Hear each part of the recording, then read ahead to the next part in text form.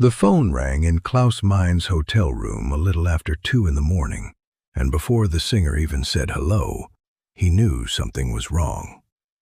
On the other end was a voice from the tour crew, tight and fast, saying 2 words that would send a chill through every member of Scorpions that night.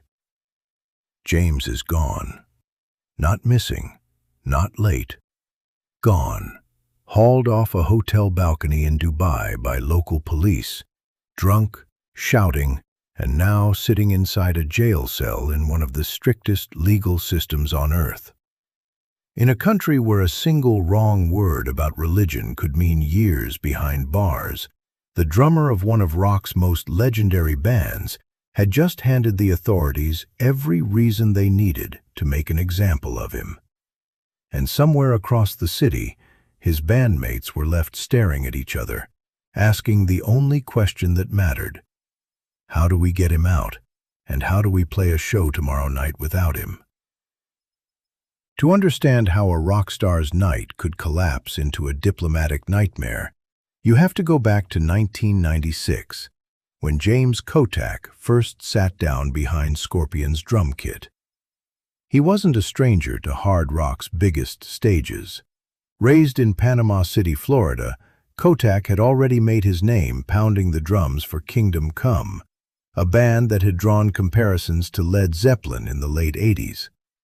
But stepping into Scorpions meant something different.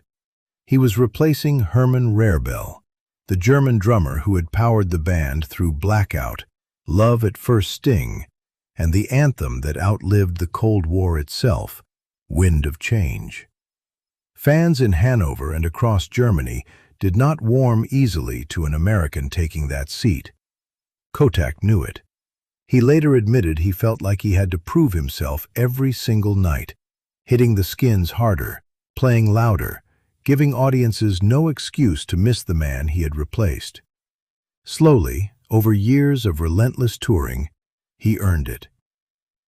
He married into the band's inner circle too, wedding drummer Athena Kottak, and by the 2000s, he was not just Scorpion's timekeeper, he was family, sitting at the back of a band that had become one of the last true survivors of the arena rock era. By 2012, that survival itself was the story. Scorpions had announced what they called their Farewell World Tour 2 years earlier, telling fans across the globe that after 5 decades, the band that gave the world Rock You Like a Hurricane was finally winding down. Every stop had become an event, a chance for longtime fans to say goodbye to a group that had outlasted nearly every band from their generation. The stakes were enormous. This wasn't just another leg of another tour. It was Scorpions cementing a legacy, closing a 5-decade circle with dignity, and every single show mattered to how that story would be remembered. Which is exactly why what happened in Dubai felt, to the people around the band, like a nightmare arriving at the worst possible moment. Because James Kottak's battle was not new. Behind the scenes, he had wrestled with alcohol for years, the kind of quiet, grinding struggle that road life makes both easier to hide and harder to escape.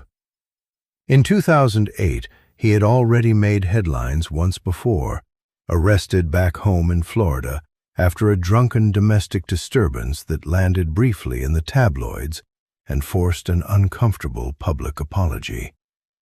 He had gone through stretches of sobriety, relapses, promises made to his wife and his bandmates that he was handling it. On tour, the same forces that had always fed rock and roll excess, hotel minibars, endless nights, the adrenaline crash after 2 hours under stadium lights, were still there, waiting. Klaus Meine and Rudolf Schenker, the band's co-founders and the men who had steered Scorpions since the 1960s, had watched this cycle before with other musicians, other decades. They believed in second chances. They also knew how fragile the ground under a touring band truly was, especially somewhere as unforgiving as the Gulf. Dubai in June of 2012 was staggering with heat, the kind of thick, wet nighttime warmth that presses down on you the second you step outside air conditioning. The band had just come off a triumphant performance, adrenaline still running high, and like so many nights before it, that adrenaline needed somewhere to go. Kottak retreated to his hotel room high above the city, in a glittering tower that looked out over the man-made coastline and the desert glow beyond it. There was drinking. There was more of it than there should have been. Somewhere in that room, the exhaustion of the tour, the old demons he thought he'd tamed, and whatever was left in the minibar collided all at once, and the quiet, private battle James Kottak had been fighting for years spilled out into public view, onto a balcony, in the one country on his itinerary that could not have been less forgiving of it. What happened next unfolded in minutes, but would echo for months. Kottak, by his own later account and by police reports, stepped out onto that hotel balcony intoxicated and began shouting. Hotel guests below heard a commotion, obscene gestures, and comments that were interpreted as mocking religion in a nation where blasphemy and public intoxication are treated as serious criminal offenses, not misdemeanors to sleep off. Someone called hotel security. Security called the police. In Dubai, that call does not lead to a warning and a stern word. It leads to handcuffs. Within the hour, officers were at his door, and the drummer of Scorpions, a man who had just played to thousands of adoring fans hours earlier, was being led out of a five-star hotel and into the back of a police vehicle, the bright lights of the tower behind him fading as the doors shut. The cell he was placed in that night gave him hours to sit with what he had done and what it might cost him. Under UAE law, the charges stacking against him were not symbolic. Public intoxication alone could mean jail time and a fine. Behavior interpreted as insulting religion carried the possibility of years in prison, not weeks. This was not America, where a rock star's bad night ends in a mugshot and a punchline. This was a legal system with almost no patience for foreign celebrities testing its limits, a system that had jailed tourists before for far less. Word reached Klaus Meine and Rudolf Schenker before sunrise. The two men who had built Scorpions from a group of teenagers in post-war Germany into one of the best-selling rock bands in history now found themselves on the phone with lawyers, consulate officials, and tour management, trying to grasp the same brutal fact. Their drummer was sitting in a Dubai jail cell. The next show was less than 24 hours away, and there was no guarantee James Kottak would be walking out of that building anytime soon.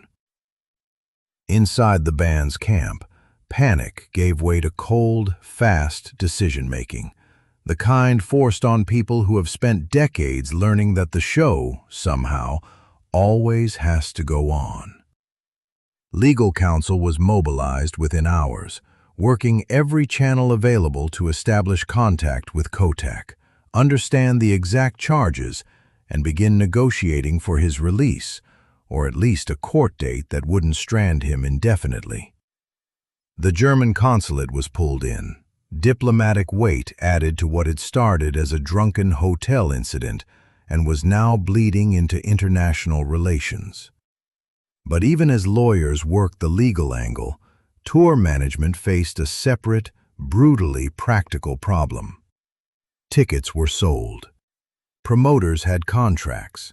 Thousands of fans, some of whom had followed Scorpions since the Berlin Wall still stood, were expecting to see the band's final farewell tour, not a cancellation notice.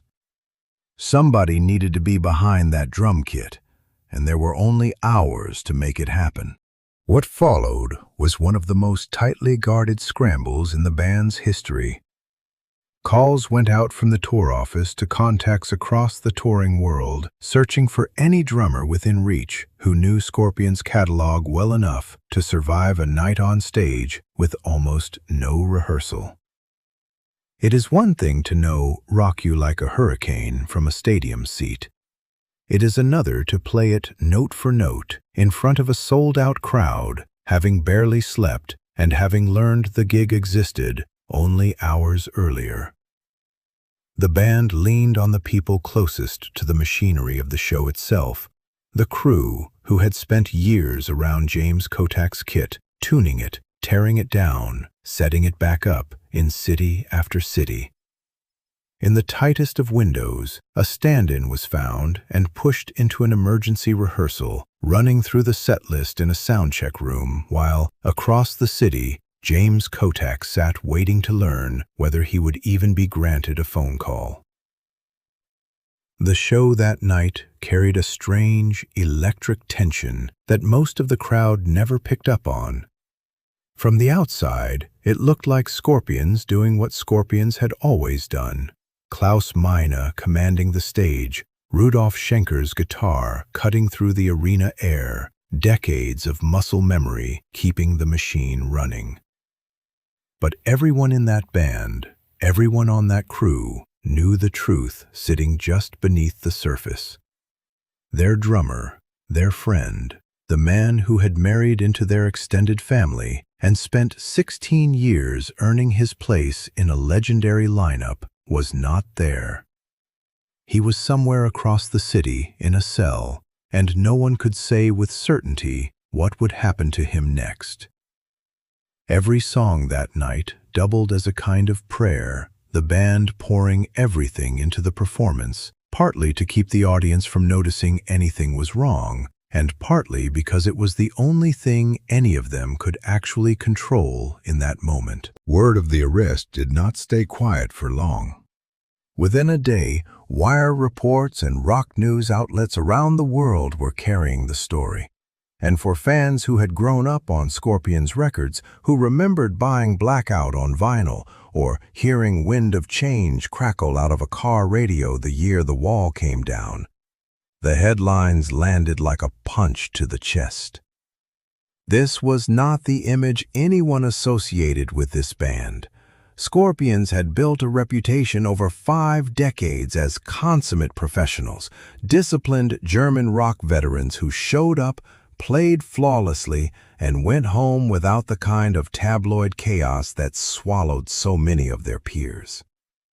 Now their drummer's name was sitting next to words like arrest and blasphemy charge and Dubai jail in the same newspapers that had once run glowing reviews of their farewell shows. Longtime fans debated it in letters to magazines and on early online message boards, some furious, some heartbroken. Most simply confused about how a man who had spent 16 years earning his place in this beloved band could unravel so completely, so publicly on foreign soil.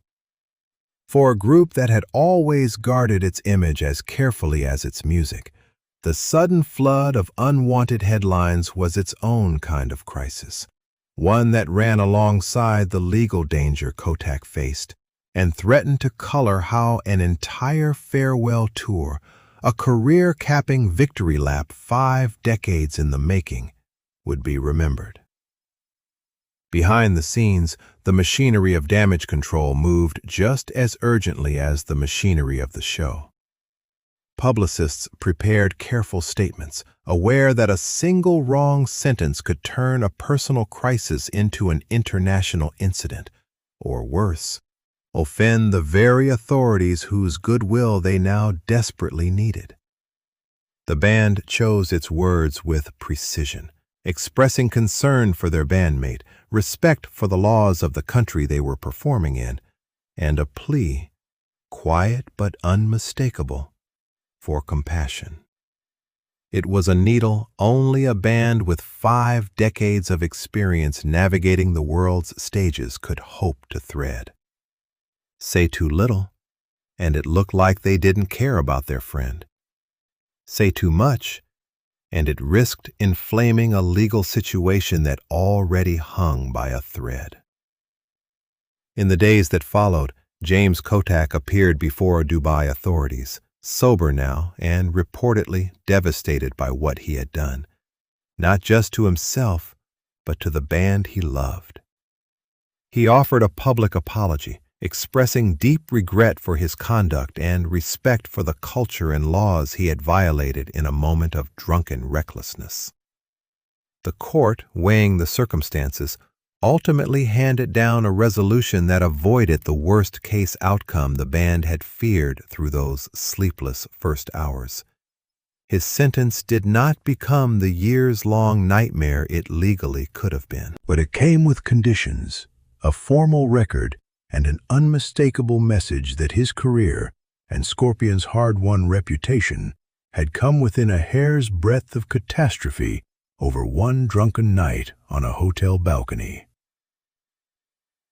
What happened next revealed something about the band that decades of hits never fully could. Rather than quietly cutting Kottak loose, the way plenty of groups might have after such public embarrassment, Klaus, Meine, and Rudolf Schenker stood by him. They had built Scorpions on loyalty as much as riffs, a family that had weathered the fall of the Berlin Wall, changing musical trends, and the death of the very idea that rock bands like theirs could survive into a new century. James Kottak returned to the drum kit, continued the Farewell World Tour, and kept playing with Scorpions for years afterward, carrying the lesson of Dubai with him every night he sat down behind those drums. It wasn't until 2016 that he finally stepped away from the band, replaced by the legendary Mickey D, closing a chapter that had included both electrifying performances and one of the most harrowing nights of his life. Looking back now, the Dubai incident stands as one of those stories fans rarely hear in full, tucked behind the highlight reels and greatest hits packaging of a legendary band's story. It is a reminder that even the men who built an empire out of leather jackets and power chords were never invincible, that fame and decades of sold-out arenas could not shield James Kottak from the same battles ordinary people fight every day. And it is a reminder of something else, too. Something that explains why Scorpions endured for over half a century when so many of their peers did not. When one of their own hit rock bottom in a foreign jail cell on the other side of the world, the band did not walk away. They picked up the phone in the middle of the night. They found someone to keep the beat going until their brother could return, and then they welcomed him back. That, in the end, might be the most rock and roll thing Scorpions ever did.